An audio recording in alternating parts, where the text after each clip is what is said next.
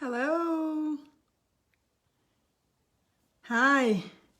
Good afternoon. Hi. Good afternoon. Happy New Year. Welcome to Ask Dr. Lulu 2020. This is the first of hopefully 52. Well, 51 at this point since we missed the first week. How is everybody doing? Yeah, this is new. Because of my surface is misbehaving, so we have to use an external mic so we can get the words out there. So how is everyone doing? Good afternoon. I'm recovering still from my bad case of what I'm calling mountain cedaritis. If you live in San Antonio, you know that we have the worst case of allergies now, and it's mountain cedar that is the culprit. And this is my first experience with allergies, really, and it's because I've been running outdoors and it's been really bad. So good afternoon, welcome to Ask Dr. Lulu this way. I hope everyone gets to join in. I see I got one follower on my Ask Dr. Lulu page, yay, and I've got 5 people on my regular page. So let's get started. So if you know me, then you know my name is Dr. Lulu. I am a momatrician. I am also a national and now recently international keynote speaker on youth suicide. I'm a board certified pediatrician and I'm a best freaking selling author of boom, 2 books. One is upside down. Okay, 2 books. I wrote these 2 books in 10 months, all in 2019, the year that I turned 50. Hi, Emeka. So I'm really excited. Let's get started. Today's Facebook Live, honestly, you know, I tell you, I try not to plan anything ahead as far as my Facebook Lives go, because usually during the week, something comes up and just kind of throws themselves at me. So this week's Facebook Live is just simply called Teen Suicide. Hi, Unati. Hi, Barbara. Let me tell you something. I was not going to do this, but I have to. We have to talk about teen suicide already. So if you haven't gotten my books with an S, if you're a parent, get this one, please. It's How to Raise Well-Rounded Children. Book 2 is cooking, okay? The second book should be out before my next birthday, which is in March. This one just came out. His name is A Teen's Life.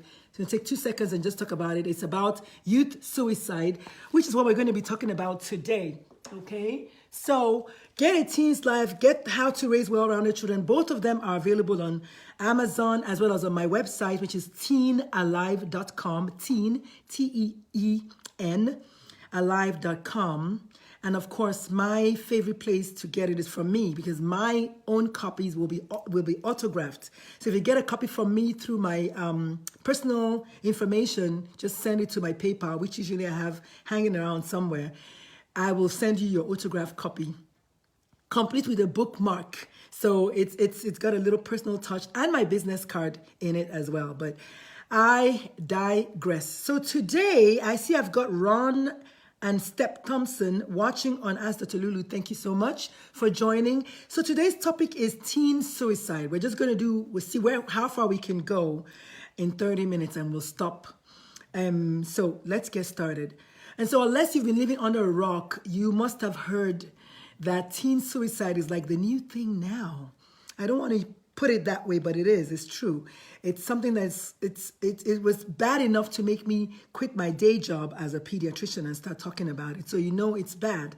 And of course, you guys that are watching me, Unati, Kende, everybody, you're not living under any kind of rock. So you have heard and you know that indeed it is a real problem. So on the 30th of December, 2019, we had our first suicide that I'm going to talk about today. And in the last 2 days, we've had the second and the third suicides that I'm going to be talking about today. The gentleman who died by suicide just before the New Year's, his name is Bryce Gowdy. And if you have been following me in any which way, you know that my last blog was actually a dedication to him. It was called To Bryce, simply called To Bryce, because his own story was just so painful. I mean, no suicide is not painful, okay? Please don't get me wrong. But his was doubly so or triply so because he is a young man, 17 years old, who had been accepted to Georgia Tech on a full ride with a scholarship to do whatever he wanted to do. He was going to go do business administration, I think. And he had a full ride, so he wasn't going to graduate with a penny, okay? He was set to go on the 5th of January. And then the background is his family just happens to, he and his mother and his 2 brothers happened to be homeless and had no money. And if you've learned anything about me, you know that I talk a lot about ACEs. ACEs is Adverse Childhood Experiences, which is just basically, I call it childhood PTSD, okay? So it's easy to know PTSD. Most people throw the word around or the phrase around or the letters around. So PTSD basically is post-traumatic stress disorder. So I call ACEs, which is Adverse Childhood Experiences, childhood PTSD, which means a child has been so traumatized as a child that when they become young adults or late teenagers, they start manifesting all of these symptoms of depression, anxiety, suicidal behavior, and of course, suicide. So it's really bad. It's really, really bad. So this gentleman, I don't know much about his life before last week, but I do know that his family was homeless. And when you read the little article on him, you see that he was very, very much troubled by this situation of his family being homeless.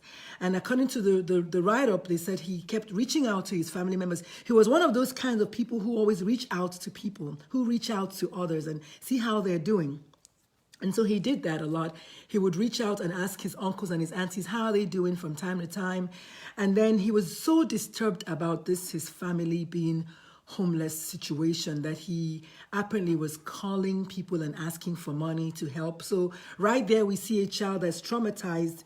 We see a child that despite having this huge, beautiful, good thing about to happen for him, i.e. going to college on a full scholarship, he still was dealing with the fact that his whole family was homeless and he didn't know what to do about it. He was doubly worried about the fact that his mother also struggled with mental illness, which there was no mention of what kind of mental illness. And now knowing what I know now about how people throw the word mental illness around a lot, I'm going to take that with a pinch of salt, because they also mentioned that he also had mental illness. Again, no discussion about what kind of mental illness, if any, that he had.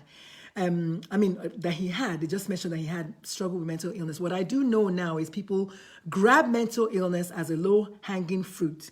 It's easy to grab it when you don't know what else to think. You just grab mental illness.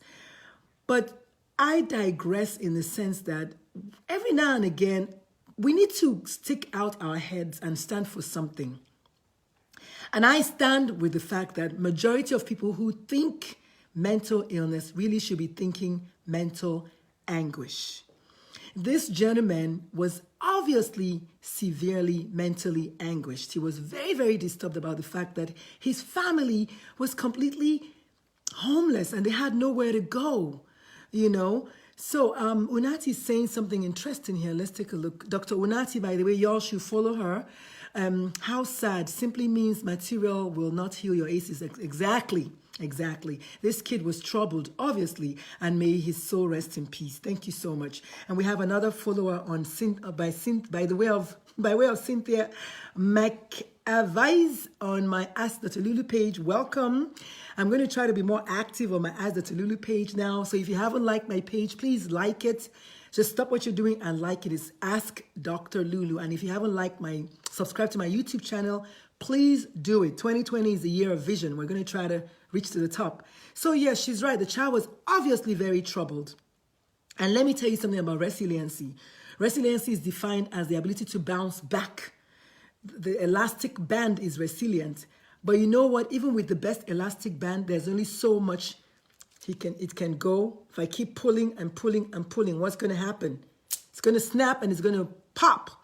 So when it comes to resiliency, you never really know just how resilient people are. And I know to someone who doesn't know this child, you might think, he has nothing to lose. He got a full scholarship to go to college in America where college is so expensive. But thank God he had a heart. He had a beating heart that was worried about his mother and his siblings. He had a beating heart that was concerned that his family was not going to be okay. And so what they wrote, that he repeatedly asked them if they were going to be okay when he's gone. Let's unpack that for a second.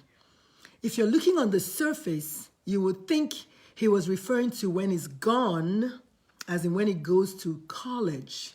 Well, now we know better. We also know that people who die by suicide, one of the things that they do is they leave signs. 4 out of 5 people who die by suicide leave signs. At least 4 out of 5 youth who die by suicide leave signs. If you're just joining me, we're discussing youth suicide, aka teen suicide. We're going to use, our prototype is Bryce Gowdy, who we just lost to suicide last week, literally. And then 2 days ago and then yesterday, we had 2 Nigerian teenage girls also kill themselves. So I think it's time to talk about it again. So I don't know what I was talking about, but resiliency is one of those things that is, you can't really say how something affects someone. You cannot say that. And so just because other people who have families who are homeless might be okay, this little guy was obviously not okay. Now, that being said, it's very, very unusual to have just one single factor that leads to suicide. 9 times out of 10, there are multiple factors. We don't know much more about this kiddo. We just know that his family was homeless and had no money, and he was deeply troubled about it. For all we know, there might have been more. We're not going to do that to him by guessing because it's unnecessary. The point is, he left signs in the sense that he was reaching out. The news article says he reached out to multiple uncles, multiple aunties. They gave him money and they all said to him, oh, we know your plate is full. Oh, we know this is a hard time. Oh, we know, it's tough for you, but if you just wait a little bit, So what I say is he reached out, but he didn't reach far enough to the right person. Okay. Hi, welcome Chinyere, Avonisha, and Veronica. We're talking about teen suicide today in all its ramifications. We've had 2 suicide deaths in Nigeria that I was tagged in the last 2 days, and 1 suicide death in America that I was tagged in last week. So I'm saying to myself, why not talk about teen suicide? And so we know that this guy was troubled. There's no question. What we don't know is just how troubled he was. And that is why when someone reaches out to you, sometimes you need to take a deep breath and ask them again to be sure what's going on. She's talking about gone. Like you said, words, we need to listen to the choice of words. Yes, we need to listen to the choice of words. We don't know exactly what was going on with this kiddo, much more than the fact that his family was homeless. But we also know that the 2 girls that killed themselves in Nigeria, we also don't know much more about them. One of them was a youth copper, and she just said, life is not worth living. We don't know exactly what happened, but I do know that it's never one incident that leads people to kill themselves. Something usually is more. Now, it could be one very, very big, huge incident, yes, but sometimes it's multiple factors. Like, for instance, his family is homeless, and I'm just going to guess. I'm not saying this is the truth for him, but let's just take one homeless kid who now discovers drugs and starts using drugs. So now we have substance abuse in the mix. And then we have this kiddo. In this kid, he reached out to his uncles and aunties, and there's no mention of the fact that he was ever gotten help. Now, he played football. He delivered on the court, but he was hurting to the point that even his coaches now retrospectively are saying, oh, we knew he was a troubled kid. I have a problem with that, adults. If you're watching me and you're an adult, I have a problem with that. The fact that he's a troubled kid means you need to stop and figure out, how do we help this troubled kid? Throwing in a scholarship, a full scholarship, obviously didn't work. Because yes, he had a full ride and he was supposed to report to school on January 5th. But by December 30th, he was gone. Because we all assume that when you patch a problem with nice, sparkly stuff, it's still a problem. The little guy was dealing with his family being homeless. And of course, typical humans that we are, once the boy died, they set up a GoFundMe account, and now his mother suddenly has $400,000 in GoFundMe donations. Do you think she wants her son back? Of course, she would rather have not a cent and have a baby back. So what I'm saying to you is, if you're listening to me, when someone reaches out to you, you need to make sure you take a deep breath and help them. So before we end this broadcast, I'm going to tell you guys what I have come up with, my own solution, my own personal solution that I've come up with, how we can help people who are suicidal. And I'm going to steal some from Living Works because they have a very beautiful mnemonic that they use called TASK. We're going to touch on that. And then, of course, we're going to touch on mine, which is basically talk. So this little guy was hurting so much that here's what happened the last few hours of his life. He called one of his uncles not once, but twice in the same night. Now, if you have a teenage child who is 17 years old, how many of those teenage boys and girls call their uncles at 12 o'clock in the morning? Yeah, exactly. That's what I thought. None. Zero. Zilch. I can't get my own kids to call me during the day. What more 12 o'clock in the morning? This little guy called his uncle 2 times that night. And then he texted his uncle looking for his brother. And then his uncle said, he tried to call him back, but it wasn't going through. In America, phone calls don't go through. In America, I don't know what happened, but the uncle said he tried to call him back and it didn't go through. And then the little guy texted him asking him for where is his brother, which you and I know is out of form for a teenager to call you at 1 o'clock in the morning, 12 midnight, and asking for his brother, and then you go right back to sleep. So that was the last contact the uncle had with him.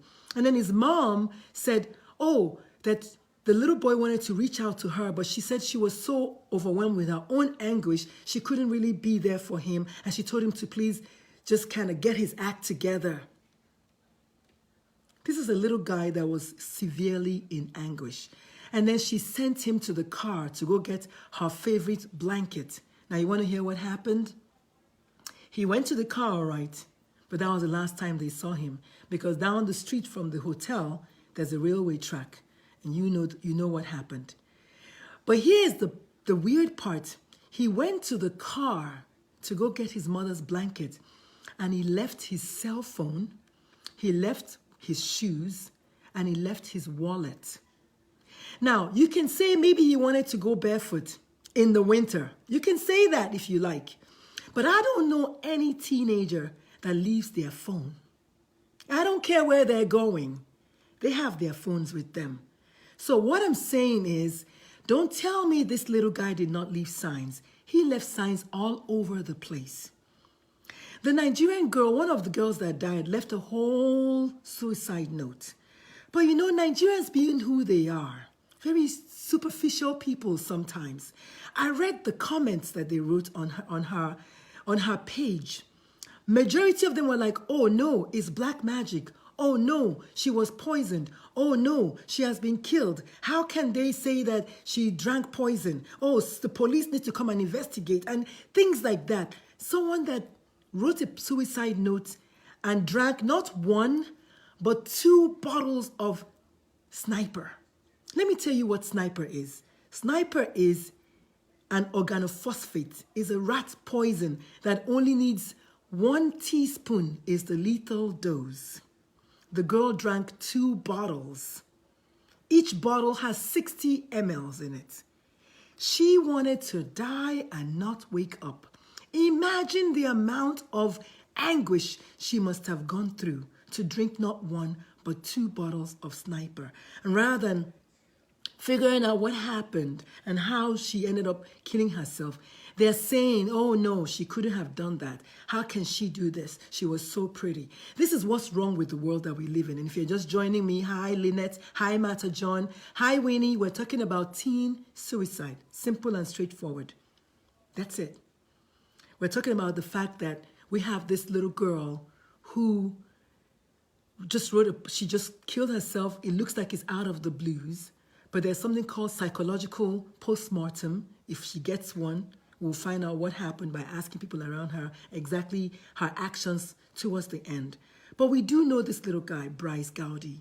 We know that he got a scholarship to go to Georgia Tech.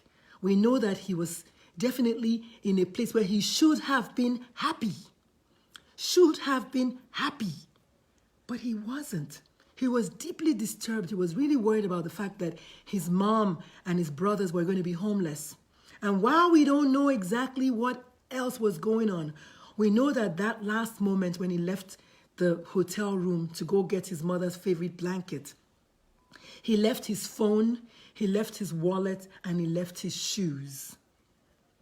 Ladies and gentlemen, I'm saying to you, if my son was leaving the house in the dead of winter, 2 days before New Year, so we know it was winter, and he left his shoes to go get something for me in the car, what would you do? Can you please type it down? Would you let your son go to the car with no shoes in the winter? Another sign that he left. And then he was talking about how he was just tired of life and he's now seeing people for what they are.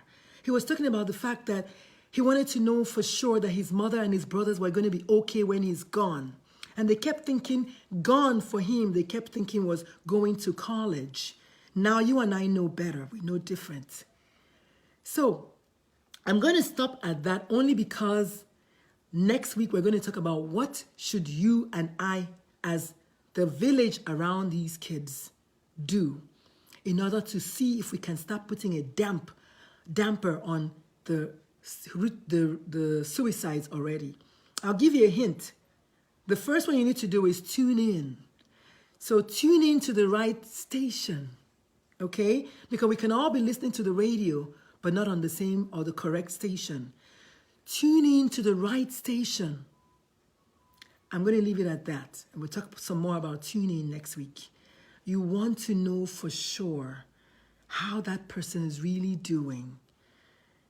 Just his uncle saying, oh, I was concerned about him and I called back and the call didn't go through.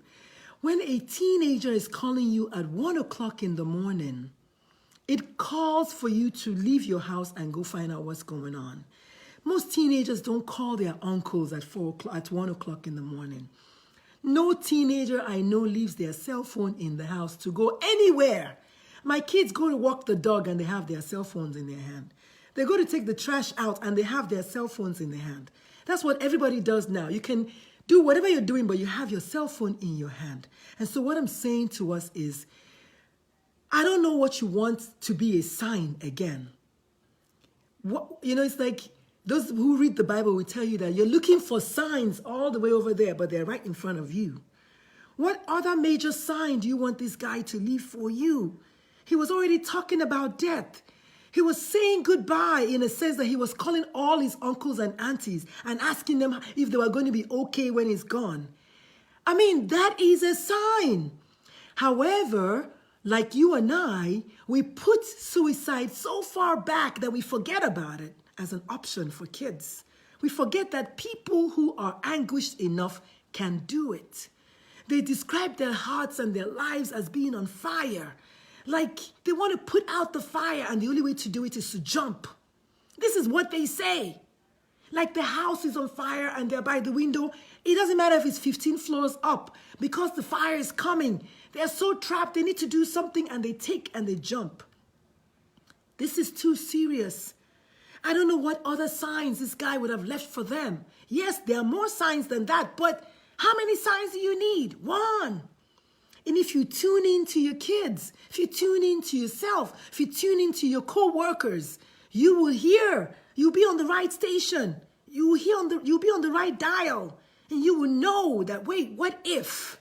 That's all you want to ask yourself. What if? And then you do something right away. Get them help. A lot of people who are suicidal don't want to talk about it for the same reasons that you don't want to talk about it. They don't want to be labeled. They don't want people to think that, he's crazy, she's crazy. Imagine. They don't want that. They don't want to be ostracized. So they don't talk about it. And that's why my good friend, Dr. Christine Norris, said it is easier to say yes than to say, I need help. So why don't you ask them already? Are you thinking about hurting yourself? And please, by asking someone about suicide, you're not encouraging them to become suicidal. What you're doing on the contrary, like my French friends will say, au contraire, what you're doing is you're allowing them to talk. You are making them realize that you are a friend and they can actually confide in you. And then, of course, you must get them help. And we'll talk about how you're going to get them help next week. But if nothing else, because we have 7 days between today and next week Sunday, do me a favor. Tune in to the people around you. Tune in to yourself. Those voices in your head. Make sure that people are aware that you're not doing okay. We all want to wish that we can read minds and we can see the future. If we could, none of us would be here. We'll all be in Hawaii, retired, with making millions of dollars. But we're not. And so I have 5 minutes to go. If anybody has any questions, please type them in. If you don't have any questions, write down your questions for next week, because we're going to have another episode. It's going to be called Teen Suicide Part 2. We're going to talk about what can we do to help, because suicide is nearly 100% preventable. It's pretty much 100% preventable if we will only just dial in, tune in, get with the sounds and the smells and the looks of people. Okay? And so before I round up, I'm going to say real quick, thank you so much for watching me. You know, I appreciate it so much. Happy New Year again. Thank you to all those who watched. Please share this video. Just take a moment and just type share. That's all I'm asking you to do. If you're still watching me, please take 1 second and just type share. If you learned anything at all, just, is it type? No, just click and forward to your friends. Share it on your page and then just tag me if you do that, and let people know that there's such a person out there who wants to talk about what nobody wants to talk about. And then I'll see you all next Sunday, but not before I remind you that I've got 2 books to sell. And these 2 books, from those people that have read, are saying that the books are worth it. It's not too much money. It's worth it. It's got a lot of information. I talk about youth suicide and I talk about parenting. And this book actually prepares you for your child who's not going to fall prey to this, because this is real. One of the kids in the book actually ends up killing themselves. And that was hard for me. Even as the author, it was very difficult for me to write. But I had to let her kill herself because it was important for me that I let my reader experience suicide, even if it's fictitiously. So I had to let her do that. So I hope you forgive me. The book is called A Teen's Life. It's available now on, is that upside down? It's available now on Amazon. It's my best work yet. They're both bestsellers. Thank you, Jesus. Both of them are available on Amazon. If you want an autographed copy, just send me a message, send me a DM, and I'll send you the PayPal link, and you'll get your book with bells on it, okay? I'll see you all next Sunday. Keep trucking, keep being aware, keep talking, and I'll tell you why talk saves lives next Sunday, okay? So other than that, like my YouTube channel, subscribe to my YouTube channel and like my Facebook business page, because ultimately I want to start doing these Facebook Lives only on my business page, which is called Ask Dr. Lulu. And my YouTube channel also, Ask Dr. Lulu. And you have to spell out the word doctor. Okay, my email, same thing, askdrlulu@gmail.com. So it doesn't get any better than that. My Instagram is Ask Dr. Lulu. On LinkedIn, I am just Dr. Lulu. And on Twitter, I'm myself, Uchenna Ume, but it doesn't matter. Same thing. And I might just get a Twitter account for Ask Dr. Lulu. Why? Because I can. So here's the thing, though. Subscribe to my YouTube channel. Like my page. We're doing more on my page this year. We're talking more. I'm engaging people more. And we're trying our best to get people to just begin to talk about these things, because you know what? Talk will save your life. Oh, and the queen of my heart is watching. The royalty herself, Queen Linda, is watching.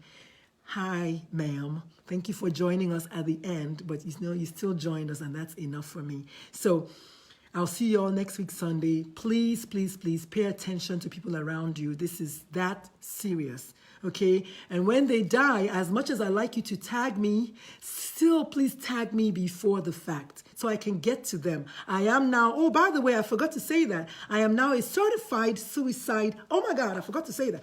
I am a certified suicide advocate. No, not advocate, activist is what I like to call it, because advocate means If you look at the word advocate, you know why I don't want to go with advocate. But I'm now a certified suicide prevention activist is what I call myself, okay? So the wifey gave me all those claps. Thank you so much, baby girl. I appreciate you. Thank you all so much for listening to me. The topic is teen suicide. My name is Dr. Lulu. I'll see you all next week, okay? Find that YouTube channel and subscribe and share. I have dozens of videos on there you can go and watch over and over again. And if you don't know yet, I have a podcast and it's called Suicide Pages. And Dr. Lynette Charity was one of my guests. So check it out. I also have a Facebook page for that. So you know what? You cannot say you don't know that I'm out there because I am out there, okay? Like the wind. All right, folks. I'll see you all next Sunday. I appreciate it. Thank you all so much. All right. Be blessed this week, okay? And pray for yourselves. Bye. Boom.